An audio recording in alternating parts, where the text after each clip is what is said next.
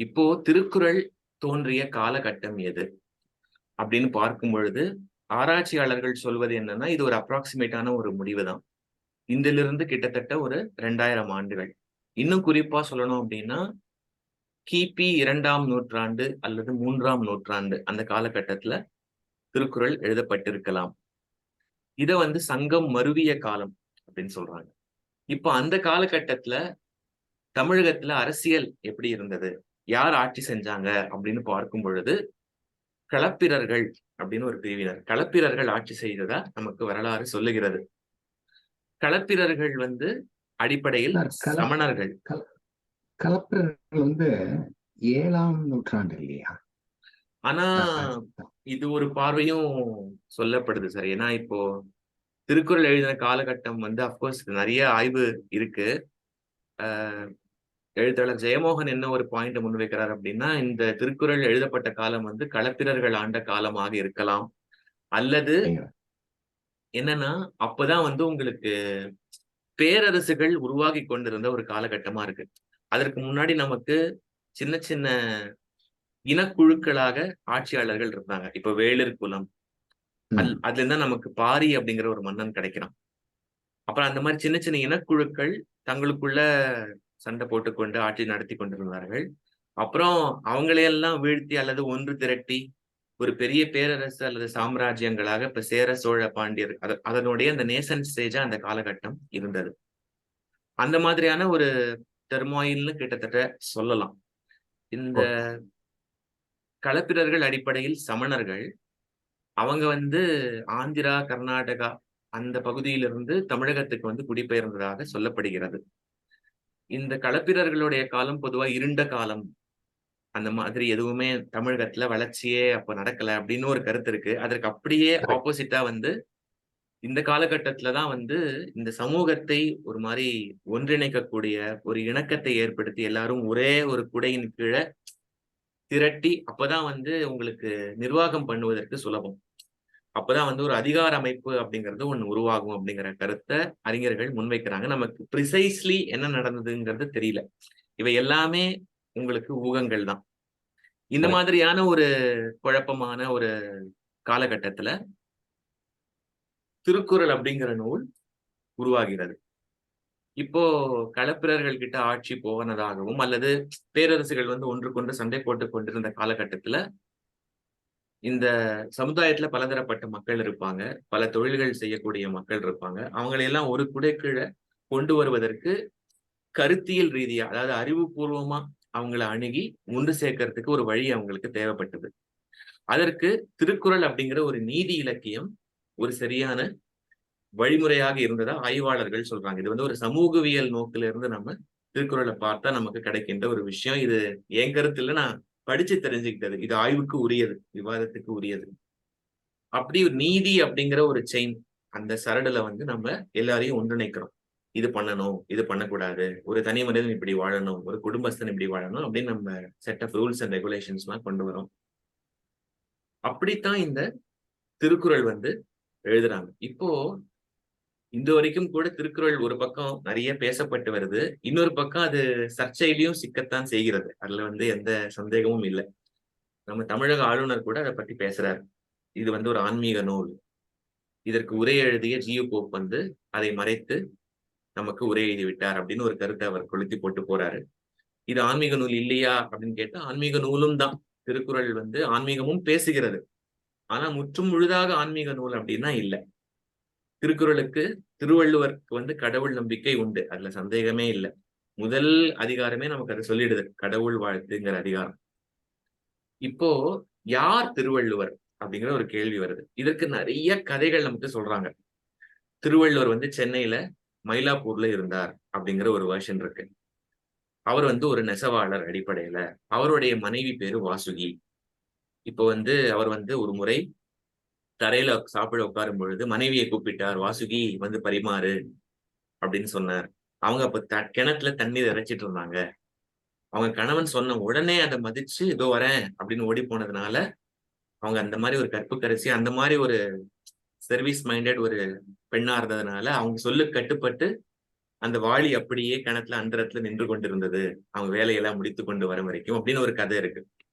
அப்புறம் நிறைய கதைகள் இந்த மாதிரி இருக்கு. இவை எல்லாமே பெரும்பாலும் உங்களுக்கு ஒரு ஒரு புனைவுகள் தான் அப்படின்னு ஆய்வாளர்கள் சொல்லுவது. இப்ப திருவள்ளுவர் யார் அப்படின்னு பார்க்கும் பொழுது, இப்ப இன்று வரைக்கும் சண்டை இருக்கு. இப்போ திருவள்ளுவருக்கு காவி உடை அணிவிச்சு, அவருக்கு பட்டை, நாமம், பொட்டெல்லாம் வச்சு வழிபடுறவங்க இருக்காங்க. ஆனா, அந்த மாதிரியான ஒரு நம்பிக்கை இருக்கிறது. குறிப்பா பாத்தீங்கன்னா, இலங்கையில போனீங்கன்னா, யாழ்ப்பாணம் தமிழர்கள் இருக்கக்கூடிய இடத்துக்கு போனீங்கன்னா, அவங்க இன்று வரைக்கும் குறிப்பா அந்த சைவர்கள் திருக்குறளை ஒரு தீவிர சைவராகத்தான் பாக்குறாங்க. அப்படிதான் அவரை வழிபடுறாங்க. திருக்குறள் முற்று முழுக்க ஒரு ஹிந்து சைவ நூல் என்பது அவங்களுடைய வாதம். அதனாலதான் அவங்க திருவள்ளுவருக்கு காவி உடை அணிச்சு பட்டையெல்லாம் போட்டு வழிபடுறாங்க. ஆனா உண்மையிலேயே அவருடைய உருவம், வடிவம் எப்படி இருந்தது என்று நமக்கு தெரியாது. இது இலங்கையில் நடப்பது. தமிழகத்துல பார்த்தீங்கன்னா, குறிப்பா இந்த ஐ திங்க் சுதந்திரத்துக்கு பிறகு திமுக அவங்க ஆட்சிக்கு வந்த பிறகு, அவங்க வரைகின்ற வள்ளுவர் வேற. அவர் வெள்ளை உடை தரித்திருப்பார். அவருக்கு எந்த ஒரு மத சின்னங்களும் இருக்காது. விபூதியோ, பட்டையோ எதுவும் இருக்காது. கையில ஒரு எழுத்தாணி வச்சிருப்பாரு. நிறைய இப்போ சின்ன வயசுல நீங்க பார்த்திருக்கலாம். நிறைய நம்ம இப்ப கூட இருக்கு. பல்லவன் பஸ்ல, பேருந்துல நிறைய நமக்கு திருக்குறள் எழுதியிருக்காங்க. அவருடைய உருவம் நமக்கு அப்படிதான் பதிஞ்சிருக்கு.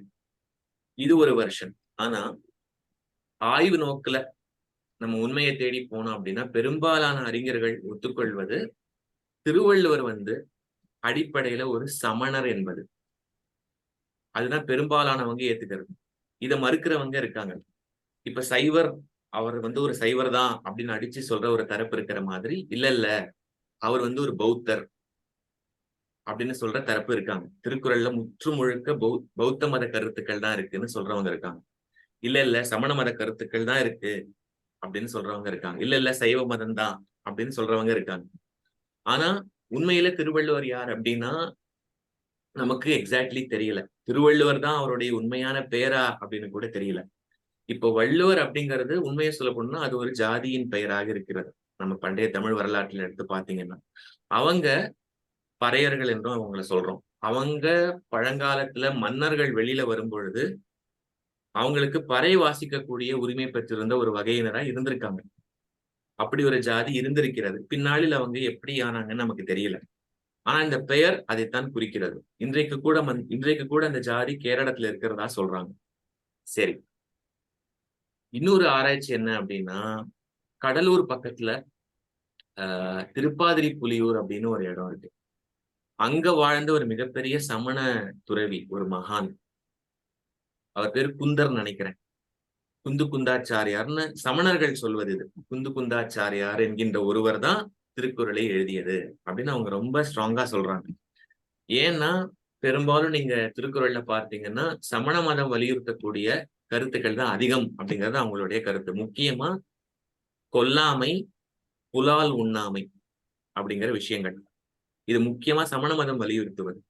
இன்னும் கூட ஆராய்ச்சி பண்ணி உள்ள போனோம் அப்படின்னா, இந்த சமண மதத்துக்கு ஒரு தாய் மதம் இருந்திருக்கிறது. தமிழகத்திலையும் அது இருந்திருக்கிறது. அதற்கு ஆசீவகம்னு பெயர். இந்த திருக்குறளில் இருப்பது இந்த ஆசீவக மத கருத்துக்கள் தான். இந்த ஆசீவகத்தோடைய ஒரு குழந்தை தான் இந்த சமணம், புத்தம் இவை எல்லாமே என்று சொல்லுகின்ற ஒரு தரப்பு இருக்கிறது. ஆனா இது மட்டும்தான் திருக்குறளா அப்படின்னு பார்த்தா இல்ல. திருவள்ளுவர் என்ன பண்ணிட்டாரு, நம்ம கிட்ட தொடர்ந்து ஒரு கண்ணாமூச்சி விளையாடிட்டே இருக்காரு. என்ன அப்படின்னா, எல்லா மார்க்கங்களில் இருந்தும், நான் பார்த்த வரைக்கும் சொல்றேன், எல்லா மார்க்கங்களில் இருந்தும் சிறந்த கருத்துக்கள் இருக்கு இல்லையா, அதையல் அடிப்படையில அவர் ஒரு சமணர் தான். பிறப்பால் அவர் ஒரு சமணர். ஆனா எல்லா மார்க்கங்களிலிருந்தும் இருக்கக்கூடிய நல்ல நல்ல கருத்துக்கள், உயர்ந்த விழுமியங்கள், அதையெல்லாம் உள்வாங்கிக் கொண்டு எல்லாத்தையும் சேர்த்து ஒரு நல்லிணக்கவாதியாக அவர் திருக்குறளை உருவாக்கி இருக்க வேண்டும் அப்படிங்கிறது என்னுடைய யூகம். ஏன்னா உங்களுக்கு திருக்குறள்ல சில பாடல்கள் பகவத்கீதையோட பொருந்துகிறது. சில பாடல்கள்ல உங்களுக்கு வேதங்களினுடைய தாக்கமும் வருது. அதை பற்றியும் வேள்வி பற்றியெல்லாம் வள்ளுவர் பேசுறாரு. சில தாக்கங்கள் அங்க இங்க காண முடிகிறது. இப்ப அவ்வை தவ்வை அப்படின்னு பேசுறாரு. இந்த விஷயங்கள் இப்ப இப்போ ஸ்ரீதேவி மூதேவி நம்ம ஹிந்து மதத்துல சொல்றோம். அதே மாதிரியான ஒரு அப்ரோச் சமணத்திலயும் இருக்கு அப்படின்னு சொல்றாங்க. இந்த மாதிரி நிறைய ஒற்றுமைகள், நிறைய விவாதங்கள்லாம் நடந்து கொண்டே இருக்கிறது. ஆனா நாம் என்ன செய்யணும் அப்படின்னா, இதெல்லாம் கடந்து உள்ள போகணும். அப்பதான் நாம திருவள்ளுவரை சென்று தொட முடியும். திருவள்ளுவருடைய உண்மையான பெயர் என்ன? அப்புறம் அவர் என்ன மதத்தை சேர்ந்தவர்?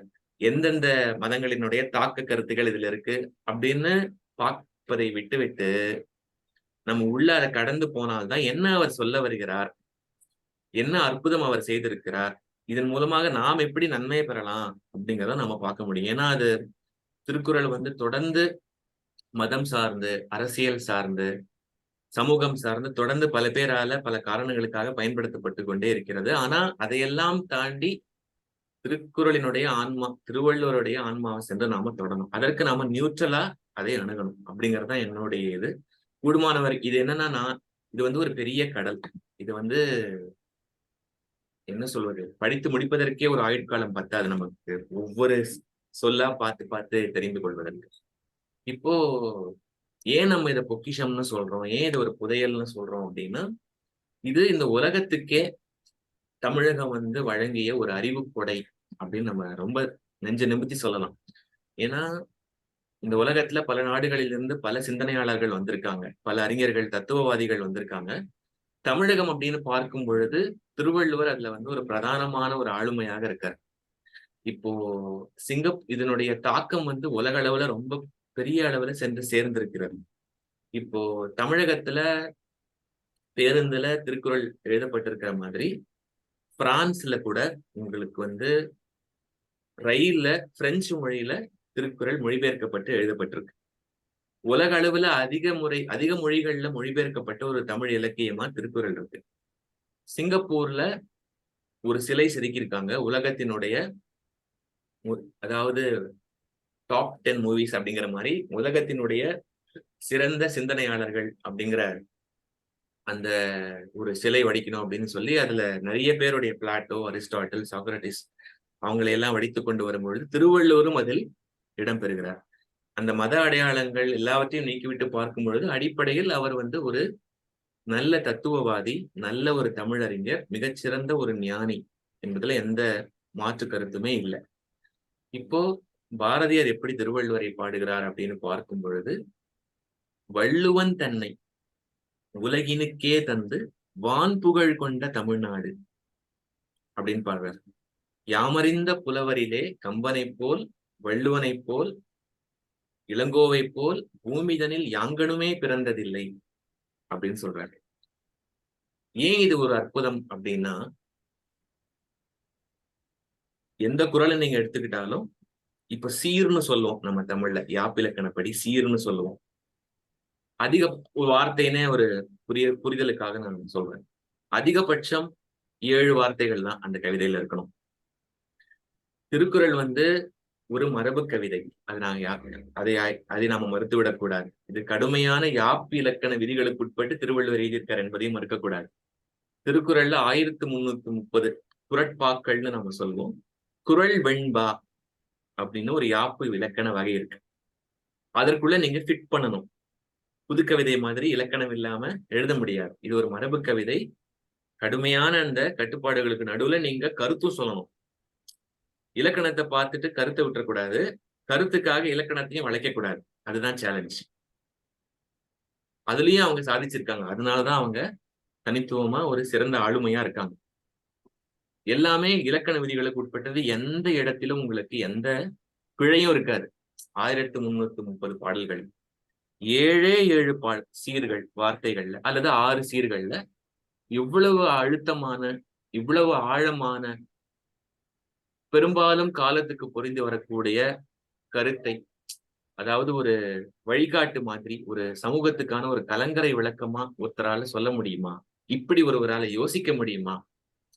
அவருக்கு இவ்வளவு யோசிச்சிருக்காரு அப்படின்னா அவர் எப்பேற்பட்ட கருணை உள்ளம் கொண்டவராக இருக்கணும்.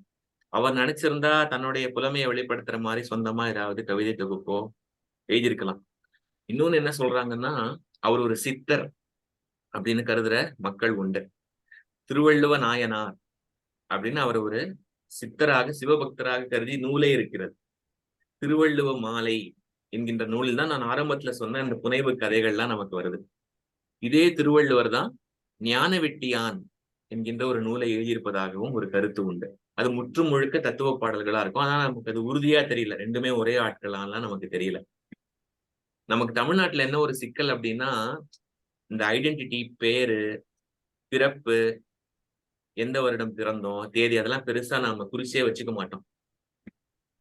நமக்கு வந்து என்ன அவங்க பங்களிக்கிறாங்க, அதன் மூலமா ஏதாவது நன்மை இருக்கா இல்லையா, தான், மீ, ஐ அப்படிங்கிற ஐடென்டிட்டியை நம்ம பெரும்பாலும் காட்டிக்கவே மாட்டோம். அதெல்லாம் ரொம்ப பிற்காலத்தைய வழக்கம். பெரும்பாலும் இது மேற்கத்திய தாக்கம்.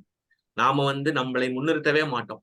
நம்ம என்ன இந்த சமூகத்துக்காக பண்றோம் அப்படிங்கிறது தான், என்ன விட்டுட்டு போறோம் அப்படிங்கிறது தான் நம்ம போக்கஸா இருந்திருக்கு. அதனால பிறந்த தேதியோ வருடமோ அதெல்லாம் நான் ரொம்ப ரொம்ப அதுல கவனம் செலுத்தல. ஒருவேளை செலுத்திருக்கலாமோ இப்போ அப்படின்னு தோன்றுகிறது. அப்ப நம்ம முன்னோர்கள் அப்படி யோசிக்கல. ஏன் நம்ம திருக்குறளை வியக்கிறோம் அப்படின்னா, அது ஓரளவுக்கு நமக்கு சமூக கண்ணாடியா இருக்கு. இப்போ அந்த காலகட்டத்துல பார்த்தீங்க அப்படின்னா, பெரும்பாலும் நிறைய போர்கள் நடந்து கொண்டே இருந்தது. ஒரு அமைதி என்பது இல்ல. போர்கள் வந்து அடிப்படையில உங்களுக்கு போராசை என்பதே எதனால வருகிறதுன்னா, பேராசையால தான் வருது. அந்த நிலத்த நம்ம கீழ கொண்டு வரணும், இவங்கள நம்ம ஆளணும் அப்படிங்கிற ஆசையினால தான் நிறைய போர்கள் நடக்குது. பெரிய பெரிய சாம்ராஜ்யங்கள் அதனால தான் உருவாகுது. தனி மனித ஒழுக்கம் என்பது கேள்விக்குள்ளாகும்போது, இந்த மாதிரி ஒரு நீதி இலக்கியத்துக்கான தேவை உருவாகி வருகிறது.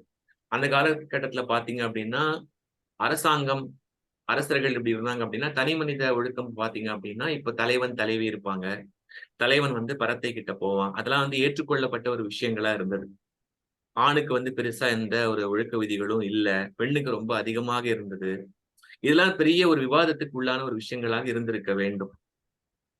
இந்த மாதிரியான ஒரு சமூக சூழல்ல ஒரு ஒரு சமண பின்னணியிலிருந்து திருவள்ளுவர் என்கின்ற ஒரு ஆளுமை எழுந்து வருகிறார். இப்ப நீங்க திருக்குறள் அமைப்பு பார்த்தீங்கன்னா, ஏன் இது அவ்வளவு அழகானது அப்படின்னா, குறள், அதுல இருக்கிற கவிதை, அதுல இருக்கிற நுட்பம், அதுல இருக்கிற ஆழம் என்பது ஒன்று. அவர் வந்து ஒரு அதிகாரத்துக்கும் இன்னொரு அதிகாரத்துக்கும் கொடுத்திருக்கக்கூடிய அந்த லிங்க், அந்த லாஜிக்கல் ஃப்ளோ, கனெக்ஷன் அதுவும் நம்மள வியக்க வைக்குது. இப்போ திருக்குறள் வந்து பார்த்தீங்க அப்படின்னா, இதெல்லாம் நம்ம சின்ன வயசுல படிச்சிருப்போம். நம்ம பரீட்சைக்காக. ஆனா இதற்கு பின்னாடி என்ன இருக்குன்னு நமக்கு சொல்லி தந்திருக்க மாட்டாங்க. இப்ப பார்த்தீங்கன்னா, முதல்ல பால் அப்படின்னு பிரிப்பாங்க. பால் அப்படின்னா நமக்கு வந்து மில்க்ங்கிற அர்த்தம் தான் நெறைய பேருக்கு தெரியும். பால் அப்படிங்கிறதுக்கு பகுப்புன்னு ஒரு அர்த்தம் இருக்கு. அதாவது ஒரு செக்ஷன். இப்ப திருக்குறள்ல 3 பெரும் பிரிவுகளா பிரிச்சிருக்காங்க. அறம், அதாவது அறம், பொருள், இன்பம் அப்படின்னு பிரிச்சிருக்காங்க. அறத்துப்பால்னு அத சொல்றோம். பொருட்பால்னு சொல்றோம். இன்பத்துப்பால் அல்லது காமத்துப்பால்னு அத சொல்றோம். இப்ப பொதுவாவே இந்தியால பார்த்தீங்க அப்படின்னா, இத வந்து கிட்டத்தட்ட ஒரு ஸ்மிருதின்னு நீங்க சொல்லலாம். ஆனா ஸ்மிருதிங் ஸ்மிருதிங்கிறது என்ன அப்படின்னா, நம்ம மரபு எப்படின்னா, நூல்கள வந்து நம்ம 2ஆ பிரிப்போம். ஸ்ருதி, ஸ்மிருதி அப்படின்னு பிரிப்போம். ஸ்ருதி அப்படிங்கிறது ஒரு ஒரு தரிசனத்தை நமக்கு காட்டக்கூடிய நூல்கள். பெரும்பாலும் ஆன்மீகம் சார்ந்தது. இந்த பிரபஞ்சத்தினுடைய தோற்றம், வெளிப்பாடு, அது பேசக்கூடிய நூல்கள் ஸ்ருதின்னு சொல்லுவோம். இப்ப வேதங்கள், உபநிடதங்கள்லாம் நமக்கு ஸ்ருதிகள். அது மாறாது. காலத்தோட அது கட்டுப்பாடு கொண்டது கிடையாது. ஆனா ஸ்மிருதிங்கிறது அப்படி இல்ல. ஸ்மிருதிங்கிறது ஸ்ருதியை அடிப்படையாக வைத்து சமூகம் இயங்குவதற்கான சட்ட திட்டங்களை வகுத்து கூறுகின்ற, மக்கள் எப்படி வாழணும் அப்படிங்கிற நெறிமுறைகளை வந்து பட்டியலிட்டு சொல்லுகின்ற ஒரு சட்ட நூல், ஒரு நீதி நூல்னு நம்ம சொல்லலாம். இது காலாகாலம் மாறுபடும். இது வந்து விவாதத்துக்கு உட்படுத்தப்படும். ஏன்னா ஒரு 500 வருடங்களுக்கு முன்பு இருந்த ஒரு சட்டம் இன்றைக்கு நமக்கு பொருந்தாம இருக்கலாம். அன்றைக்கு இருந்த ஒரு வழக்கம் இன்றைக்கு பொருந்தாம இருக்கலாம். திருக்குறளையும் அப்படி வைக்கலாம். இதுவும் ஒரு ஸ்மிருதி அப்படிங்கிற பார்வையும் இருக்கு.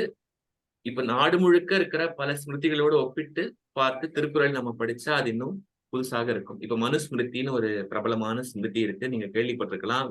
தொடர்ந்து அது சர்ச்சையில சிக்கக்கூடிய ஒன்றாக இருக்கு. இப்போ மனுஸ்மிருதியில உங்களுக்கு பிறப்பு சார்ந்த பாகுபாடு வருகிறது.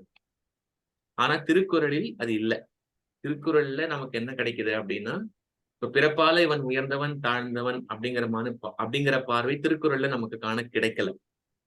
பிறப்புக்கும் எல்லா உயிர்க்கும் சிறப்பு. சிறப்போவா செய்தொழில் வேற்றுமையான் அப்படின்னு வள்ளுவர் சொல்றார். மனுஸ்மிருதியில அது அப்படியே மாறுகிறது. இந்த இடத்துல மனுவிலிருந்து திருவள்ளுவர் மாறுபடுகிறார்.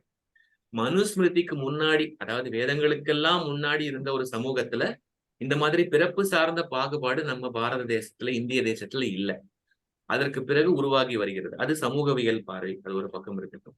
திருக்குறள்ல நம்ம மறுபடியும் அந்த பகுப்புக்கு வருவோம். இப்ப நம்ம ஏன் இத சொல்றேன் அப்படின்னா, நம்ம நாட்டுல எழுதப்பட்ட பெரும்பாலான நீதி நூல்கள், அது எந்த மொழியாக வேண்டுமானாலும் இருக்கலாம்.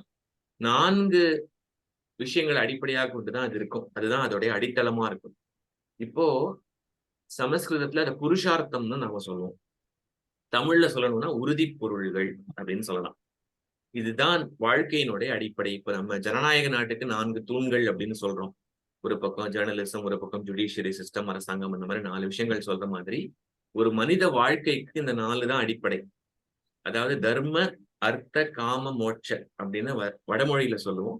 அதை அப்படியே தமிழ்ல சொல்லணும்னா அறம், பொருள், இன்பம், வீடு அப்படின்னு சொல்லுவோம். மோட்சம் எப்படி வீடாகுது அப்படின்னா, மோட்சம் என்பது என்ன? பிறப்பு, இறப்பு அப்படிங்கிற அந்த சுழற்சியிலிருந்து விடுபடுவதுதான் மோட்சம். சோ அதை தமிழ்ல எப்படி மொழிபெயர்த்தாங்க அப்படின்னா, வீடுன்னு மொழிபெயர்த்தாங்க. வீடுன்னா நமக்கு எல்லாரும் ஹவுஸ்ன்னு தான் தெரியும். ஏன் அதற்கு வீடு? ரொம்ப அழகான ஒரு பின்னணி அதுல இருக்கு. சோ அந்த பிறப்பு, இறப்பு சுழற்சியிலிருந்து விடுபடுவது. விடுதலை தான் விடு என்பது வீடாகியது. அதனால மோட்சம் என்பது வீடுன்னு நம்ம சொல்றோம். இப்ப திருவள்ளுவர் பார்த்தீங்க அப்படின்னா, இந்த 4 உறுதிப் பொருள்கள அவர் எடுத்துக்கல. 3ஐ தான் எடுத்துக்கொள்கிறார். அறம், பொருள், இன்பம். தர்ம, அர்த்த, காமம் அப்படிங்கிற விஷயங்கள தான் அவர் எடுத்துக்கொள்கிறார். வீடு என்பதை அவர் பேசல. இப்போ ஏன் இப்போ பொருள்னா நமக்கு தெரியும். பொருள்னா நம்மளுடைய கேரியர், நம்முடைய தொழில் வாழ்க்கை. காமம் அப்படிங்கிறது நம்முடைய பெர்சனல் லைஃப். நம்முடைய இப்ப குடும்பம், குழந்தை, மனைவி, காதல், கணவன், மனைவி. அத பத்தி பேசுவது காமத்துப்பால், இன்பத்துப்பால்னு நம்ம சொல்றோம். அப்படி பார்த்தா முதல்ல திருவள்ளுவர் எப்படி நீ நேர்மையா பொருள் சம்பாதிக்கணும்? எப்படி நீ செட்டில் ஆகணும் லைஃப்ல? அப்புறம் எப்படி கல்யாணம் பண்ணிட்டு குடும்பம் நடத்தணும்? எப்படி பார்த்துக்கணும் குழந்தைகள? அப்படிதான் பேசியிருக்கணும். ஆனா, அவர் அப்படி செய்யல. முதல்ல எடுத்த உடனே அறத்துப்பால கொண்டு வராரு. அதற்கப்புறம் பொருட்பால். அதற்கப்புறம் இன்பத்துப்பால் கொண்டு வராரு. ஏன் இந்த வரிசை அப்படின்னா, அறம் அல்லது தர்மம் என்பதுதான் ரைட்டியஸ்னஸ்ன்னு நாம சொல்றோம். அதுதான் வாழ்வினுடைய அடிப்படையாக இருக்கு. அது ஒரு உயர்ந்த ஒரு விழுமியம். அதாவது ஒரு ஈகாலிட்டேரியன் சொல்லுவாங்க அந்த சொசைட்டி. அந்த மாதிரியான ஒரு சமூகத்தை உருவாக்குவதற்காக யோசிச்ச ஒரு விழுமியம் இது. இந்த அறம் அப்படிங்கிறது தனியா நிற்பதல்ல. அது நம்ம வாழ்க்கையோட பின்னி பிணைஞ்சது. நம்ம என்ன தொழில்ல இருந்தாலும், நம்ம யாரா இருந்தாலும், ஆணோ, பெண்ணோ, நீங்க எந்த தொழிலில் இருந்தாலும், தனி மனித வாழ்க்கையோ, ப்ரொஃபஷனல் லைஃபோ, இந்த அறம் என்பது சேர்ந்தே பயணிக்கக்கூடியது. அதனாலதான் பொருட்பால்ல பார்த்தீங்கன்னா, பொருள் சார்ந்த அறம். அப்படி அதை புரிஞ்சுக்கணும். காமத்துப்பால், காதல், இன்பத்துப்பால்னா அறம் சார்ந்த காதல். அப்படிதான் நீங்க அதை எடுத்துக்கணும். ஏன்னா அதுதான் ரொம்ப முக்கியம். ஏன்னா இந்த இப்ப பரிமேலழகர்னு ஒரு உரையாசிரியர் இருக்கார். அவருடைய உரைதான் சிறந்த உரையாக கருதப்படுகிறது திருக்குறளுக்கு. அவர் என்ன சொல்வார் அப்படின்னா, அறம் என்பது இறைவனுடைய உடல் அப்படின்னு சொல்லுவார். ஏன்னா அந்த ரைட்டியஸ்னஸ் என்பதுதான் இறைவனை அடைவதற்கான பாதை. அதனால அதுதான் நம்ம வாழ்க்கையினுடைய சாரமா இருக்கணும். நாம அதுல பெர்ஃபெக்ட்டா இருக்க முடியாது. நிறைய தவறு பண்ணுவோம். வழுக்கி விழுவோம். இருந்தாலும் அந்த ஐடியல் அப்படிங்கிறது இருக்கணும். அதை நோக்கி தான் நம்ம பயணப்படணும். அதனாலதான் இந்த 3 பகுப்பு முதல்ல திருவள்ளுவர் உருவாக்குகிறார். அறம், பொருள், இன்பம் அப்படின்னு. இப்ப அறத்துக்குள்ள பாத்தீங்க அப்படின்னா இயல்னு பிரிக்கிறார். முதல்ல பாயிரம்னு ஒண்ணு வருது. அதுக்கப்புறம் இல்லறவியல்னு ஒண்ணு வருது. துறவறவியல்னு ஒண்ணு வருது. அதே போல உங்களுக்கு பொருட்பால்லயும் பிரிவுகள் இருக்கு. அமைச்சியல், அங்கவியல், ஆஹ் ஒழிபியல் அப்படிலாம் வரும். அதே போல உங்களுக்கு இன்பத்துப்பால்லையும் களவியல், கற்பியல் அப்படின்னு 2 வருது. இது சப்டிவிஷன்ஸ் மாதிரி. இப்ப நமக்கு பொதுவா என்ன மரபுன்னா, பாயிரம் என்பது முதல்ல ஒரு ஒர்க் ஸ்டார்ட் பண்றதுக்கு முன்னாடி கடவுளை வழிபட்டு அவருக்கு அர்ப்பணம் செய்து நாம வேலையை தொடங்குறது. அதுதான் நம்முடைய மரபா இருந்திருக்கு. இன்றைக்கு கூட பாத்தீங்கன்னா நம்ம முதல்ல ஒரு காரியம் செய்வதற்கு முன்னாடி பிள்ளையாருக்கு போய் ஒரு கும்பிட போட்டு தான் தொடங்குவோம். அது நம்ம வழக்கம், நம்ம மரபுல. திருவள்ளுவர் எழுதிய திருக்குறளிலும் அதை பார்க்கலாம்.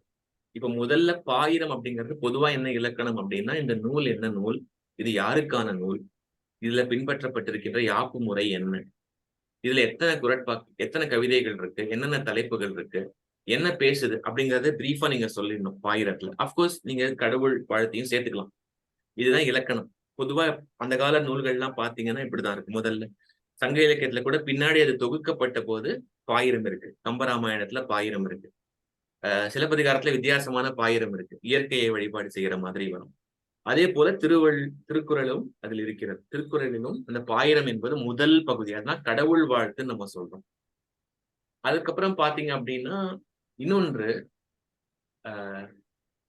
ஜெயமோகன் ஒரு கட்டுரையில என்ன சொல்றாரு அப்படின்னா, இப்போ ஒரு சமூகம் எப்படி இருக்கணும், ஒரு மேம்பட்ட சமூகம் எப்படி இருக்கணும் என்கின்ற அந்த விஷன் இருக்கு இல்லையா, அந்த தரிசனம் வந்து ஒரு சராசரியான ஒரு அன்றாடமா ஏதோ ஒரு வேலைக்கு போகின்ற ஒரு சாதாரண மனிதருக்கு வராது.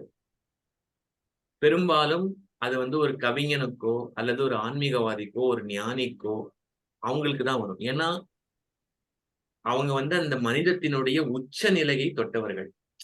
இப்போ வந்து ஒழுக்கம், இப்ப பொய் சொல்லக்கூடாதுன்னு ஒரு விஷயம் இருக்கு. இப்போ அந்த மாதிரியான ஒரு வாழ்க்கையை வாழ்ந்தவர்கள், அதோடைய எல்லை வரைக்கும் போனவர்கள், பற்பல சோதனைகளை தாண்டி அவங்க போகும்பொழுது அவங்க மனசுல ஒரு பார்வை வருது, ஒரு விழுமியம் வருது. இதெல்லாம் பின்பற்றினா இந்த நன்மைகள் நானே உணர்ந்திருக்கேன் அப்படிங்கும் பொழுது அதை கொஞ்சம் ஃபில்டர் பண்ணி கொஞ்சம் அதை கடுமையை குறைச்சு சமூகத்துக்கு அவங்க ஒரு சட்டமா அதை கொடுக்குறாங்க. அதனாலதான் பெரும்பாலும் இந்த நீதி இலக்கியங்கள்லாம் வந்து ஒரு லாயர் எழுதியிருக்க மாட்டாரு.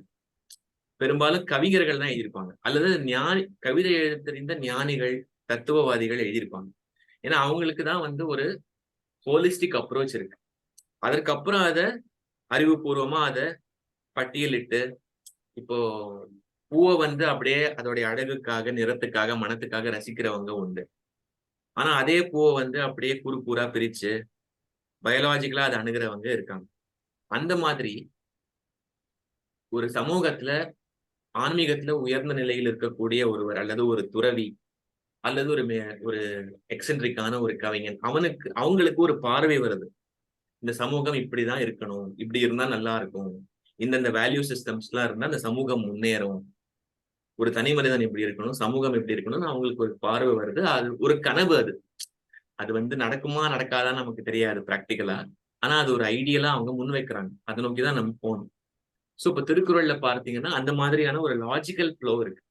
இப்ப திருக்குறள் வந்து நம்ம பிராக்டிக்கலா இல்லாத நீதியை அவர் சொல்லல. ஓரளவுக்கு நம்ம பின்பற்றக்கூடிய நீதியைத்தான் அவர் சொல்லுகிறார். இப்ப கடவுள் வாழ்த்தை முடிச்சுட்டு பாத்தீங்க அப்படின்னா ஒரு பிரெட் வினர். இப்ப நம்ம பிரெட் வினர் இங்கிலீஷ்ல சொல்றோம். நம்ம பழங்காலத்துல அதை இல்லறத்தான்னு சொல்லலாம். இப்போ அந்த காலத்துல ஒரு ஆண் தான் பெரும்பாலும் குடும்ப தலைவனா இருந்தான். அவன் தான் வெளியில போய் பொருள் ஈட்டி சம்பாதித்து குடும்பம் நடத்தக்கூடிய ஒருவனாக இருந்தான். அவனுக்கான வாழ்க்கை நெறி என்ன, அவனுக்கான கடமைகள் என்னன்னு ஆரம்பிக்கிறார். சோ அப்படி வரும் பொழுது இப்ப பாத்தீங்கன்னா கடவுள் வாழ்த்து வருது. அதற்கப்புறம் வான் சிறப்புன்னு மழையை பத்தி பேசுறார். ஏன் அப்படின்னா கடவுளுடைய கருணை வந்து எப்ப நமக்கு ரொம்ப பட்டவர்த்தனமாக தெள்ளத் தெளிவாக இதன் மூலமாக வெளிப்படுகிறது அப்படின்னா மழை மூலமாகத்தான் வெளிப்படுகிறது என்பது உரையாசிரியர்களுடைய பார்வை. அதற்கப்புறம் நீத்தார் பெருமைன்னு ஒரு அதிகாரம் வருது. அப்புறம் அரண் வலியுறுத்தல், அப்புறம் இல்லறவியல்னு வருது. அப்புறம் இல்வாழ்க்கைன்னு ஒரு அதிகாரம் ஆரம்பிச்சு பிராக்டிக்கலா வந்துடுறாரு. ஒரு இல்லறத்தான் செய்ய வேண்டிய கடமைகள் என்ன அப்படின்னு சொல்றாரு. அப்புறம் வாழ்க்கையில செட்டில் ஆன பிறகு அவனுக்கு என்ன நடக்கும், திருமணம் நடக்கும். அப்ப அடுத்தது மனைமாட்சின்னு சொல்றாரு, வாழ்க்கை துணை நலம்னு சொல்றாரு. அப்புறம் அவனுக்கு ஒரு குடும்பம்னு வருது. குடும்பம்னு வரும்பொழுது அவனுக்கு என்னென்ன பொறுப்புகள் இருக்கணும், குழந்தைகள் பிறக்குது, மக்கட்பேறு அடுத்து வைக்கிறாரு பிராக்டிக்கலா. சோ அப்பதான் அவனுக்கு வந்து தன்னை பற்றி யோசிக்காம மற்றவங்களை பத்தி அவன் யோசிக்க ஆரம்பிக்கிறான். அதற்கு முன்னாடி அவன் தன்னுடைய தேவைகள், ஆசைகள் அதை பற்றி தான் யோசிக்கிறான். குடும்பம்னு வந்த பிறகு தன்னை பற்றி யோசிப்பதை குறைத்து மனைவி மக்களுக்காக யோசிக்க தொடங்குகிறான். அவனுடைய மனசு இளகி கருணை, அன்பு, கனிவு எல்லாம் பிறக்கிறது. பெரும்பாலும் குழந்தை பிறந்த பிறகுதான் இது நடக்கிறது. அதற்காக இறங்கி வரான் குழந்தை பிறந்த பிறகு. அதற்கு முன்னாடி சுயநலமாக இருந்தவன் குழந்தை என்று ஆன பிறகு தன்னை இழக்கிறதுல அவனுக்கு ஒரு இன்பம் வருது. சோ அது குழந்தை தருகிறது. அதனால மக்கள் பேருக்கு அப்புறம் அன்புடைமை வைக்கிறாரு. இந்த மாதிரி அந்த தலைப்புகளையும் நீங்க சேர்த்து பார்க்கணும். ஒவ்வொரு தலைப்புக்கு அதிகாரம், இயலுக்கு அப்புறம் நமக்கு அதிகாரம்னு ஒரு பிரிவு வைக்கிறார். பால், இயல், அப்புறம் அதிகாரம். இல்லறத்துக்கு மட்டும்தான் பேசியிருக்காரா அப்படின்னா இல்ல, துறவிகளுக்கும் அறம் பேசுறாரு. இப்ப நம்ம சமூகம் பெரும்பாலும் எல்லாருமே குடும்ப வாழ்க்கையை விட்டு விட்டு காட்டில் போய் அமர்ந்து தவம் செய்து துறவு மேற்கொண்டு இறைவனை அடையணும் அப்படிங்கிற நெறிமுறை எல்லாருக்குமே அது பொருந்தல. சிலருக்கு அது பொருந்தி வந்தது. நம்முடைய வாழ்க்கை முறை இல்லறத்திலேயே நீங்கள் நேர்மையாக, அன்பாக, ஒழுக்கமாக வாழும் பட்சத்தில் அடுத்த நிலையே உங்களுக்கு துறவுதான் என்பது திருக்குறள் சொல்லுகின்ற செய்தி. அதுவே உங்களை இறைவனிடத்தில் கொண்டு சேர்க்கும் என்பது நம்முடைய அப்ரோச். பிரம்மச்சரியம், கிரகஸ்தம், வானப்பிரஸ்தம், அப்புறம் இன்னொரு மோட்சம் அப்படிங்கிற 4 நிலைகள் நமக்கு இருக்கு. ஆசிரமம்னு இதை சொல்றோம். தனி மனித ஸ்டேட்டஸ் ஆஃப் லைஃப்னு நம்ம சொல்றோம். அந்த இல்லற வாழ்க்கையே உங்களை அந்த நிலையில் கொண்டு போய் சேர்க்கும். அது கனிந்து கனிந்து என்பது திருவள்ளுவர் சொல்லுகின்ற செய்தி. இப்போ இந்த நீட்டார் இந்த மாதிரி நிறைய விஷயங்கள் இருக்கு. துறவு அப்படிங்கிறது ஏன்னா துறவுலயே நிறைய நிலைகள் இருக்கு. அதெல்லாம் அட்ரஸ் பண்ணி திருவள்ளுவர் பேசுறார். அதற்கப்புறம் பொருள் ஈட்டுதல் அப்படின்னு வரும்பொழுது பெரும்பாலும் இது இப்போ அதை நம்ம தனி மனிதனுக்கும் பொருத்தி பார்க்கலாம். இப்போ ஒரு பிரெட் வின்னர் அவன் ஒரு உயர்ந்த பதவியில இருக்கலாம் ஒரு மிகப்பெரிய நிறுவனத்துல. அந்த காலகட்டத்துல அரசர்கள் நாட்டை ஆண்டார்கள். அவங்களுக்கு என்ன ஆளுமை பண்புகள் இருக்கணும்? குறிப்பா ஒரு தலைமை பொறுப்புல இருக்கிறவன் படிச்சவனா இருக்கணும். அவனுக்கு கேள்வி ஞானம் இருக்கணும். அவனுக்கு ஊக்கம் இருக்கணும். இதெல்லாம் சொல்றாரு. இதெல்லாம் பெரும்பாலும் ஒரு அரசனுக்குரிய குணங்களா சொல்றாரு. இன்றைக்கு நாம் அதை கொஞ்சம் மாற்றி தலைமை பொறுப்புல இருக்கக்கூடிய ஒருவனுக்கு இதெல்லாம் இருக்கணும்னு நம்ம சொல்லலாம். பிளஸ் அதுலதான் அந்த ஊக்கமுடைமை, கற்க கசடர் எல்லாம் அதுல வருது. கல்வி, கல்லாமை எல்லாம் அதுல வருது. திருக்குறள்ல பத்தி நிறைய ஆய்வுகள் தொடர்ந்து இருக்கு. அது ஒரு மோட்டிவேஷனா பார்த்தேன். நிறைய மோட்டிவேஷன் கருத்துக்கள் அதுல இருக்கு. ஊழையும் உப்பக்கம் காண்பர் அப்படின்னு வள்ளுவர் சொல்றாரு. ஊழை ஒத்துக்கொள்கிறார். ஊழில் பெருவலி யாவுல அப்படின்னு சொல்றாரு. ஊழையும் உப்பக்கம் காண்பர் அப்படின்னு சொல்றாரு. சோ அந்த பொருள் பால்ல பாத்தீங்க அப்படின்னா பெரும்பாலும் ஒரு அரசன் எப்படி பொருள் ஈட்டணும், எப்படி நாட்டை நிர்வாகம் பண்ணணும், எப்படி படைகளை திரட்டி எதிரி நாட்டின் எப்ப படையெடுக்கணும், இது முதற்கொண்டு சொல்றாரு. எப்படி ஒற்றர்கள் வேலை செய்யணும் இதை சொல்றாரு. அப்புறம் இறுதியில இன்பத்துப்பால் காதல் சொல்றாரு. அது நிறைய அழகான ரொமான்டிசிசம் ததும்பக்கூடிய அழகழகான காதல் கவிதைகள்லாம் இருக்கு. அது பின்னாடி நிறைய திரைப்படங்கள்லயும் வந்திருக்கு. அந்த ஒரு சாஃப்ட் சைடும் திருவள்ளுவருக்கு உண்டு. என்னதான் அவர் ஒரு ஞானி துறவியா இருந்தாலும் காதலையும் மென்மையாக சொல்லக்கூடிய ஒருத்தரா தான் இருந்திருக்காரு. இது முற்று முழுக்க அப்படியே நீதி, போதனை, மாரல்ஸ் அது மட்டும் சொல்லக்கூடிய ஒரு நூலா இல்ல.